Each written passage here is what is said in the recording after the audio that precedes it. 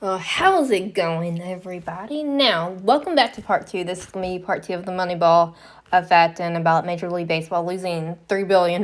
So, because of COVID-19. Now, during this time of losing money and you have a huge salary cap that you need to, granted, it's not really called a salary cap in Major League Baseball. It's more of like or then you have like a luxury tax if you go over. Now, let's see. Let's see how this is going to affect what I'm going to say here. Now, that probably made no sense. Sorry. Using data analytics and Moneyball theory, Bean hired the best players he could with an extremely limited budget for payroll, with approximately $41 million in salary, right?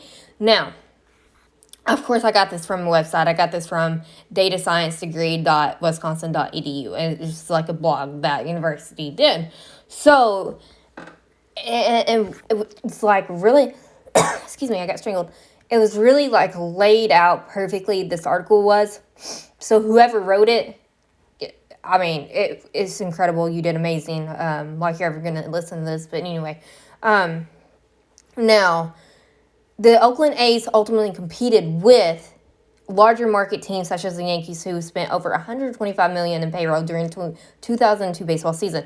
Now, as you all know, it doesn't matter how much money you spend.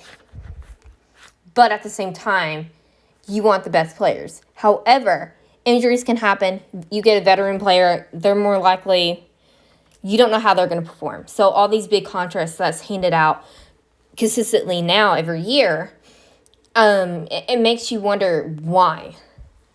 I haven't understood why all these big contracts. Anthony Davis just signed a big contract with the Lakers.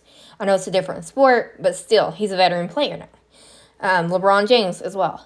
He just got a contract extension. What's going to happen? Why do teams spend so much money on players when they can just renew their contracts every 2-3 years to make sure players are going to stay? Now, maybe that's just me, maybe not, but back to the Moneyball effect. Bean performed data mining on hundreds of individual players. Now, granted, Billy Bean is pretty much the GM, and I think he's a couple other things now with the Oakland Athletics. And everybody kind of laughed at him for doing this. And then all of a sudden they see that it worked.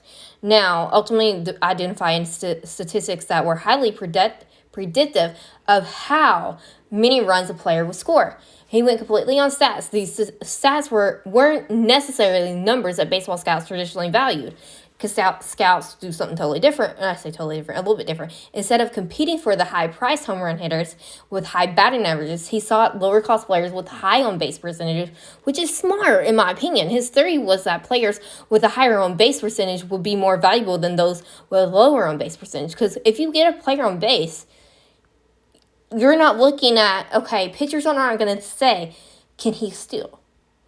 But if he happens to steal a base, that kind of helps you out because you're one step closer to home base or to home to scoring a run. So, is it effective? It can be effective.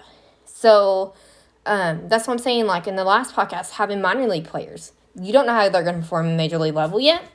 So, if you can get them to that level, you don't have to pay them near as much. I don't feel like yet. So, but would that help out now during COVID or? We're still kind of during it. So how is this going to help everybody with low budgets? I don't know. I mean, it could, but how do you save money? I feel like this is definitely one way to save money. To get other money, you could do different things virtually. Honestly, I mean, if you listen to the Adam Wainwright podcast that I did, he did fantasy football. For charity, to raise money for charities. If they can do something virtually, I mean, that would be incredible, right? To gain money for something or another. I mean, I don't know what they could do, but there's so many different things that you can probably come up with. I can think of a lot of things, but they're all to meeting, and right now that's a big no-no. So, you've got to think of other ways to save money and to gain money at the same time. So, now, with Billy Bean's theory, and everything between, he also encouraged players to focus on walks, thereby forcing pitchers to throw strikes to ensure an out. So, which makes it really harder for pitchers to throw strikes, if you think about it. If these pitchers throw strikes every time, you still want a good hitter. Don't get me wrong. You still want a player that can hit and that can detect a walk as well, right? I mean, you want to have a player every time at bat to have a good eye on the ball, to make sure if it's a ball, okay, leave it. Don't hit it. Don't swing. Don't do nothing, right? But now sometimes we know how umpires can get, right? They can just call a strike a ball and a ball a strike. Hey, it's happened before. It's happened several times before now. You know what I'm saying? So, he did this on a low budget. You got to think, Oakland A's have struggled so much that they didn't have a whole lot of a big budget, right? I mean, they won the World Series, 1989, the year that I was born? Yeah, that shows my age. But they've struggled a lot throughout the years. And then they picked up a little bit, and then they kind of went on the downhill again. Now, slugging percentage, total bases divided by at-bats, right? Now, on-base percentage is the rate at which a batter gets on base for any reason, including fielding errors, fielder's choice, fielder's obstruction, or catcher's interference, right? Essentially, Moneyball theory seeks to answer these two very basic questions.